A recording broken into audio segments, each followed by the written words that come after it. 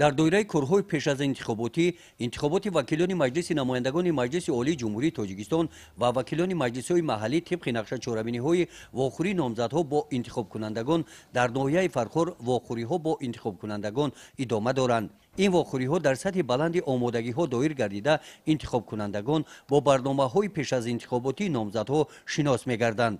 در حوزه انتخاباتی یک مندته فرخار رقم 34 در اچسک انتخاباتی رقم 3 که در مکتب رقم 2 شهرک فرخار واقع می باشد روز 17 فوریه واخوری نامزد به وکیلی مجلس نمایندگان مجلس عالی جمهوری تاجیکستان از حوزه انتخاباتی یک مندته فرخار رقم 34 نامزد از حزب خلقی دموکراتی تاجیکستان خیرالدین زاده عزیزبک با انتخاب کنندگان دایر گردید.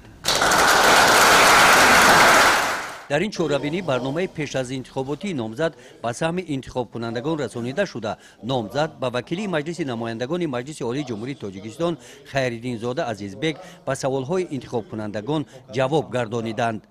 باید قید نمود که در حوزه انتخاباتی یک مندته فرخار رقم 34 از حزب‌های سیاسی تاجیکستان، حزب خلقی دموکراتی تاجیکستان، حزب کمونیست تاجیکستان و حزب اگراری تاجیکستان نامزدها پیشبری گردیدند و 2 نفر نامزد به طریق خود پیشبر به قید گرفته شدند. همه نامزدها طبق نقشه معین گردیده با انتخاب کنندگان واخوری‌ها گذرانیده ایستاده برنامه پیش از انتخاباتی خود را به سهم انتخاب کنندگانشان رسانیده ایستادند.